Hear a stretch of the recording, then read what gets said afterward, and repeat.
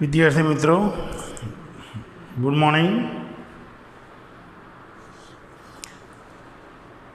આઈ myself રાધેશ્યામભાઈ. આજે આપણે સ્ટેન્ડર્ડ 12થમાં યુનિટ 3 જે ચાલી રહ્યો છે એના પાર્ટ 4 એટલે છેલ્લા પાર્ટમાં આપણે આવ્યા. એમાં આપણે જોયું કે ટોટલ જેટલા બી પાર્ટ આપણે જોઈએ એની અંદર લેખકે એ પ્રયત્ન અવશ્ય કરેલો છે કે કેમ કરીને તમે ટેન્શનમાંથી બહાર આવો. બરાબર, એની એક સ્ટેપ એને તમને આપણને કહ્યા છે અને સમજાયા છે. આગળ જે શું કહેવું થાય કે taking an outsider point of view, કે તમે બહારની વ્યક્તિને એક ઉદાહરણ તરીકે લઈ લો. And imagining another person in your situation, તમને જે તકલીફ છે એ તકલીફ તમે જે બહારની બીજી વ્યક્તિને જે ધારણા તરીકે લીધી એ તકલીફ એને થઈ છે એવું વિચારો.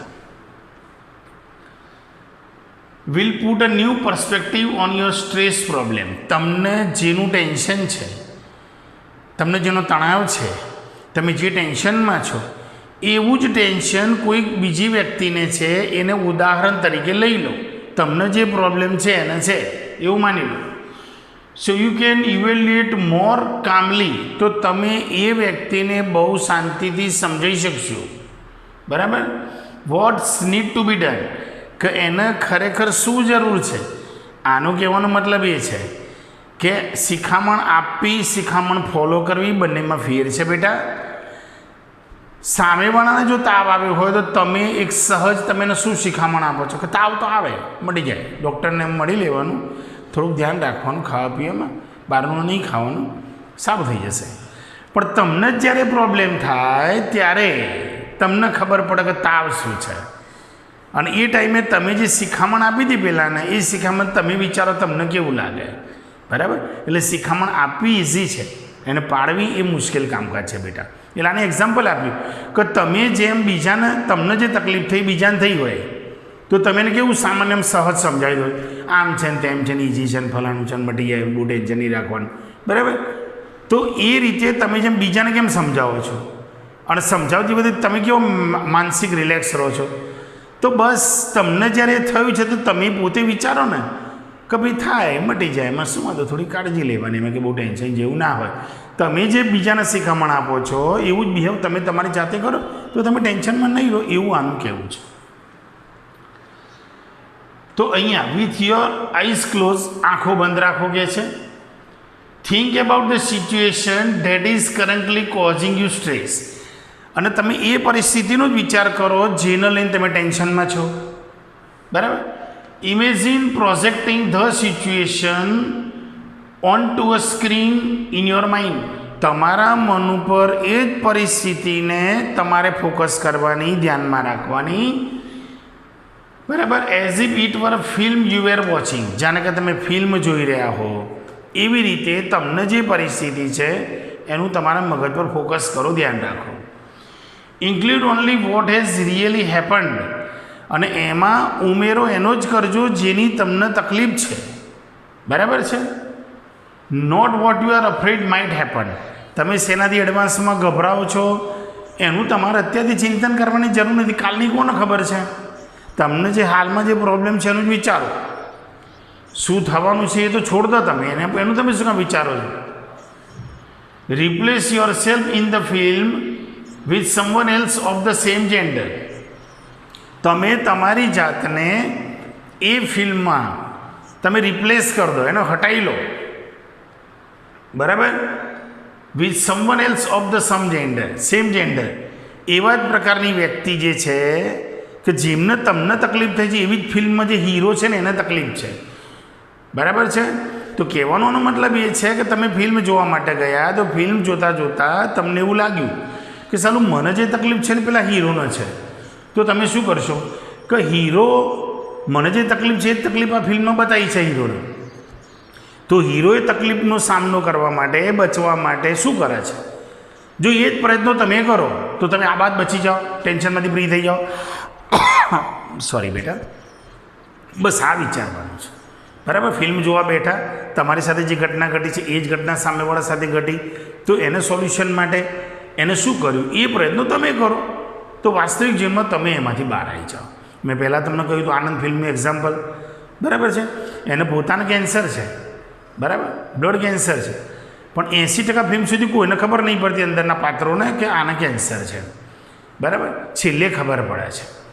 તો એ શું બતાવે છે? તો આખા 80% ફિલ્મમાં કેન્સર છે એવું એને ફીલ મગજમાં રાખ્યું જ નથી કે જીવવાનું મરવાનું ભગવાનના હાથની વસ્તુ છે, બરાબર. કોઈ મારી શકવાનું તો છે નહીં એમની મરજી સિવાય, તો નાહકની ચિંતા કરવાની શું જરૂર? મરવાનું છે તો મરી જઈશું, જીવવાનું છે જીવી જઈશું. ખોટું કારણ વિનાનું એડવાન્સમાં જે ખબર જ નથી એના વિશે વિચારીને ટેન્શનમાં રહેવાની ક્યાં જરૂર છે? બસ અમુક ટાઈમે આવી ફિલ્મો આપણને ક્યારેક બહુ ગાઈડ કરી જાય કે તકલીફ જ છે, જે થવાનું છે એને કોઈ રોકતું નથી, તો નાહકનું ટેન્શનમાં રહેવાની જરૂર ક્યાં આવે છે એ સમજાવ્યું છે. તો અહીંયા watch the film as an outsider observe. તમે એ ફિલ્મ જે જોવા બેઠા છો એમાં બહારના વ્યક્તિ તરીકે એ ફિલ્મને તમે નિહાળો.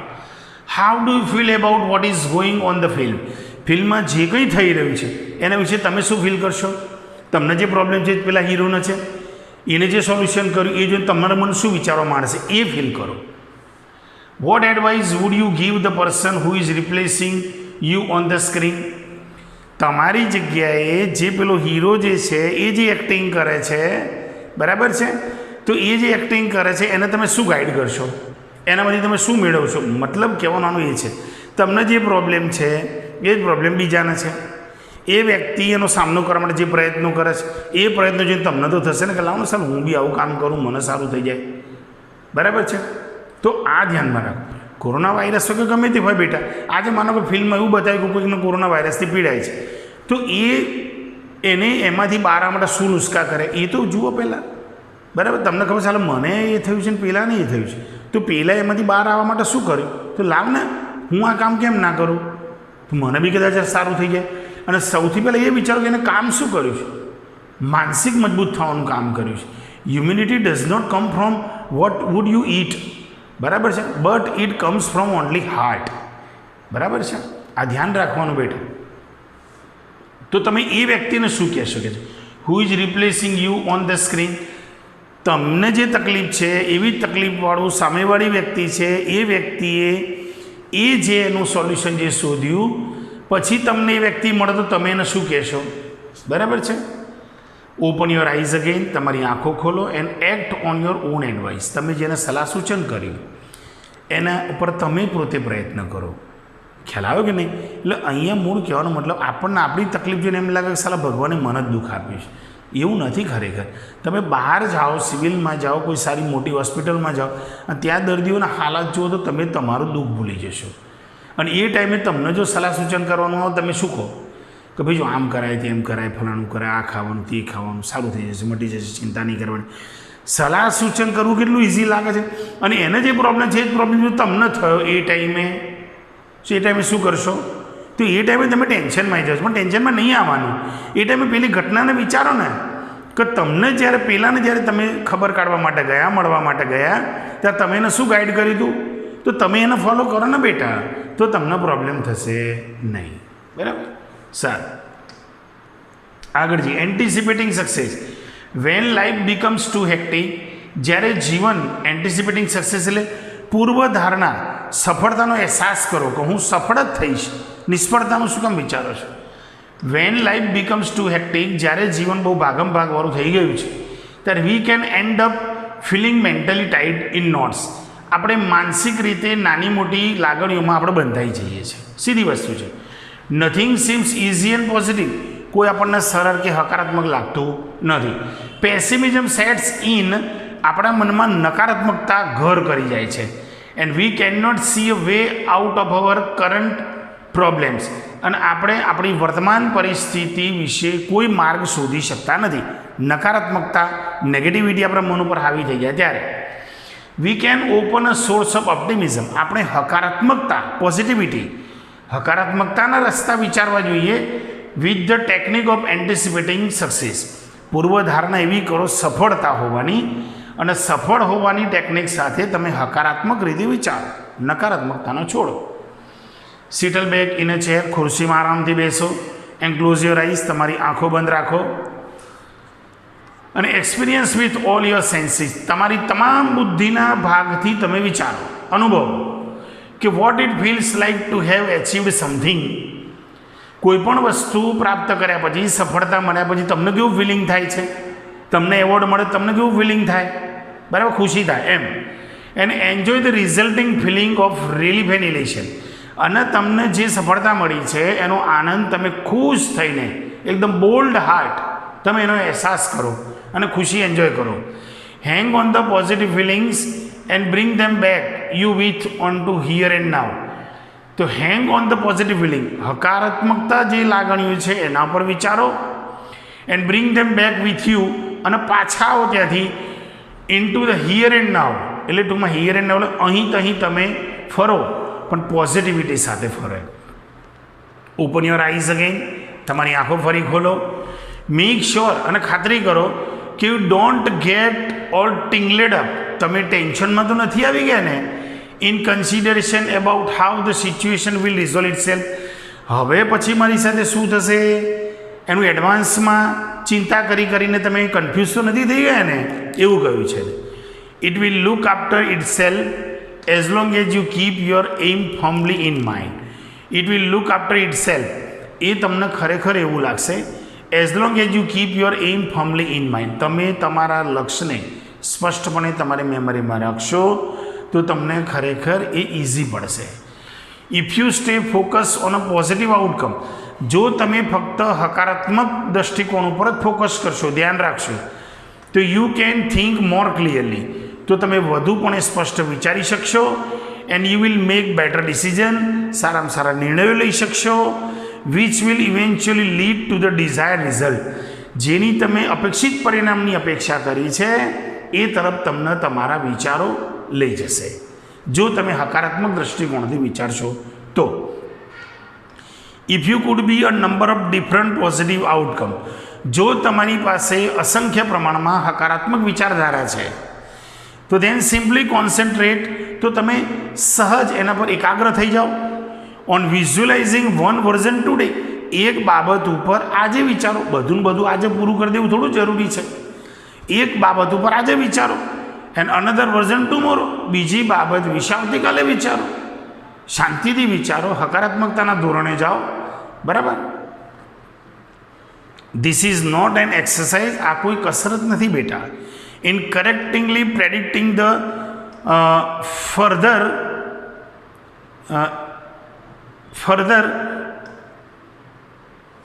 one minute ha beta, this is not an exercise in correctly predicting the further, rather a way of to અહીંયા future, sorry, this is not an exercise in correctly predicting the future. ભવિષ્યમાં કોઈક આમાં એક ચોક્કસપણે આગળ વધવાની કોઈ કસરત છે એવું નથી આવ્યું, પણ રાધર વે, પણ એક રસ્તો ચોક્કસ છે. ઓફ ક્લિયરિંગ નેગેટિવ થોટ્સ, નકારાત્મક વિચારધારા જે છે એને ક્લિયર કરવાની. ફ્રોમ યોર માઇન્ડ, તમારા મનમાં જે નકારાત્મકતા જે ઘર કરી ગઈ છે એને હટાવવાનો એક માર્ગ છે બેટા, નોટ એન એક્સરસાઇઝ, એ કસરત નથી. And focusing on a positive state, અને હકારાત્મક બાબત ઉપર જ ફોકસ કરવાનું, ધ્યાન કરવાનું આ એક માર્ગ છે. તો in this lesson, the writer absolutely tried hard to show how to manage the stress. Barabar? And lastly, all over the lesson, the writer must try hard in a part like 3 steps. 1, overthinking, anticipating success. Barabar? And self-hypnosis. Barabar? So with the help of 3 main topics, we have to know that what is right and what is wrong, how to manage the stress, barabar, and how to live life satisfactorily. Barabar? So that is the main point of the lesson, that we should learn from the lesson that we should always work, no doubt very hard, but live in very satisfaction. because satisfaction is one of the ways that we should live life happily, without stress, without tension, without negativity, and we should make less aspiration in life, because the person who always try to live with more and more aspiration always being unhappy. બરાબર? તો being a genuine person, we must try hard to live peacefully, satisfactorily, and with proper thinking. બરાબર? And live in proper optimism. બરાબર? So